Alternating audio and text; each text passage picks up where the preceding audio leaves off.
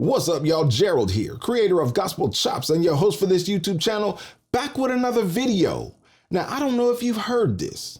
If you've been on the internet perusing these YouTube streets, you probably have heard of it, but superstar actor comedian Kevin Hart has filed a lawsuit against YouTuber Tasha K. And this is an interesting suit. I was intrigued when I saw this filing because, having matriculated through law school myself, there's some things that I learned along the way that are important in assessing what this situation really is. One of those things is that there are laws that fit into categories, right? You can violate certain laws that are in the criminal sphere. There are other laws that are created that you can violate that are in the civil sphere. And there are certain laws, a few of them, that cross boundaries and are in both categories.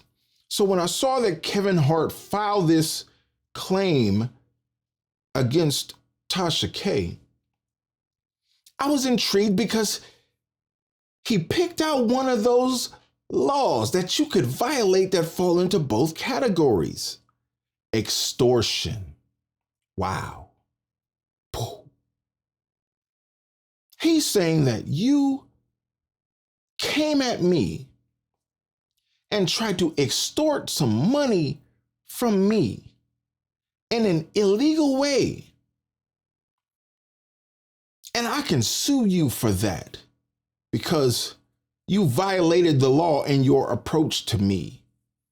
Well, this law of extortion falls into both categories, and I understand why he went immediately and filed the civil side of it. But I would encourage him and others like him to pursue the criminal side and see if you can convince a district attorney to file criminal charges against people who do this, not necessarily specifically Tasha K, but anyone who would approach you in this way and say, hey, I got this thing on you. If you don't do what I say, I'm going to drop this, and it's going to hurt your reputation. It's going to hurt your ability to make money in this industry. Not just defamation, which he also filed,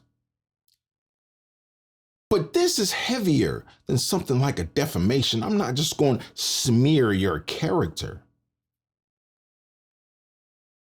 I got this thing that I'm holding hostage, and I'm going to pimp you out.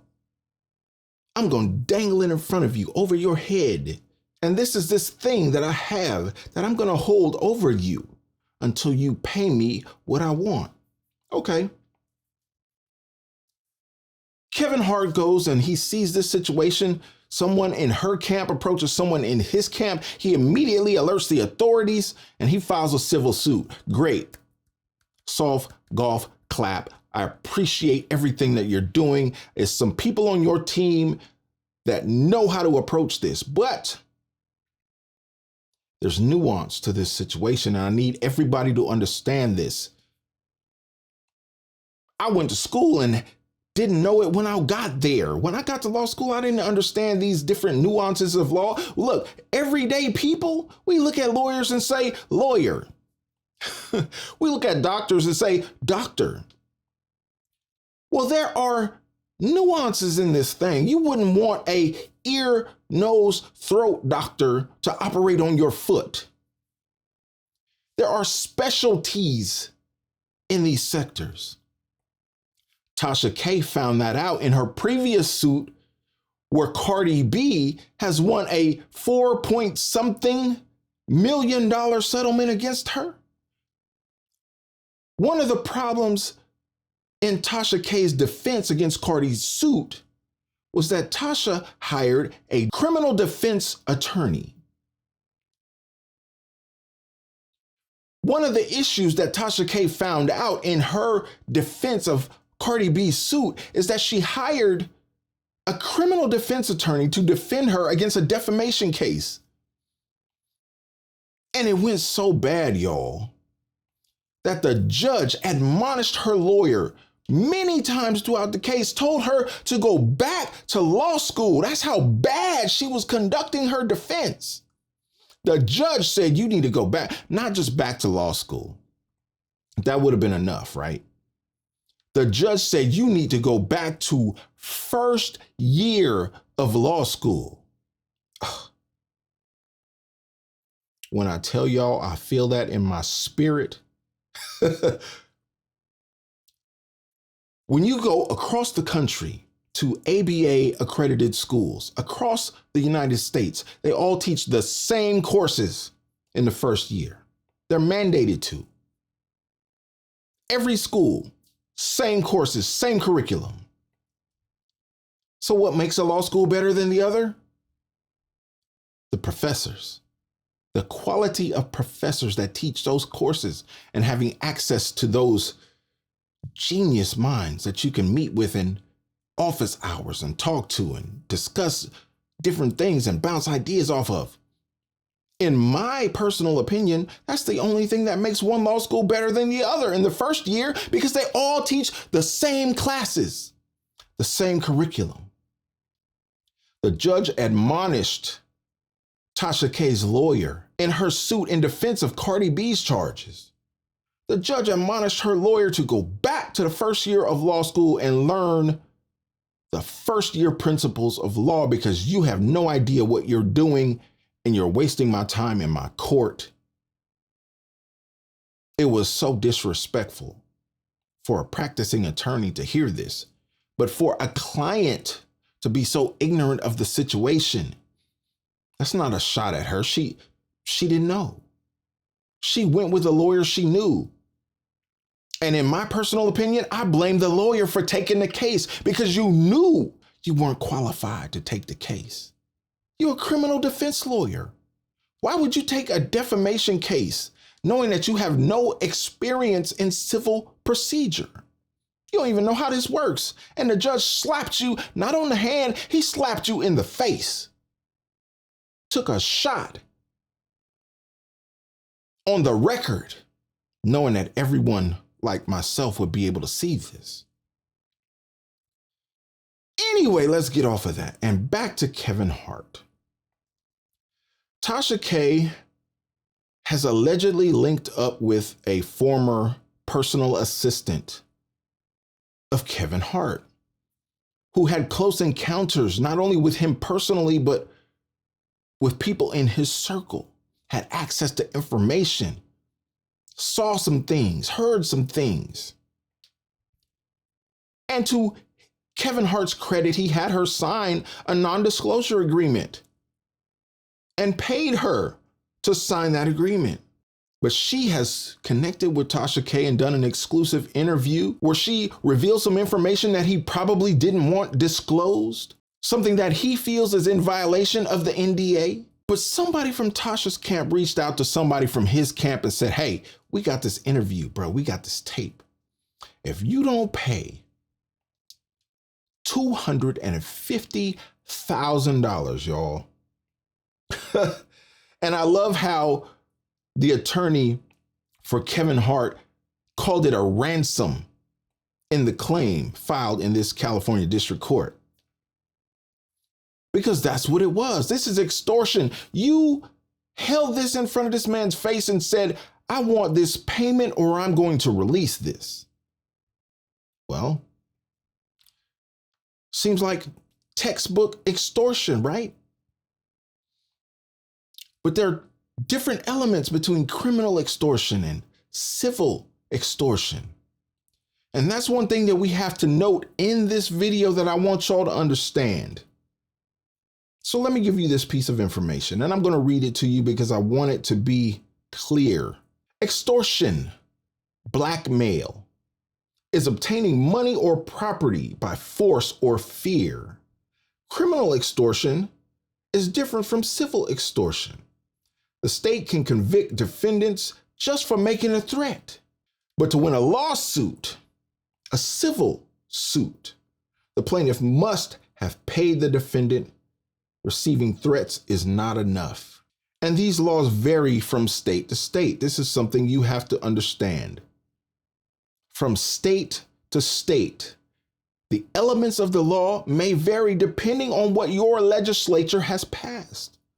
But this is California. Civil extortion has 3 elements that plaintiffs must prove.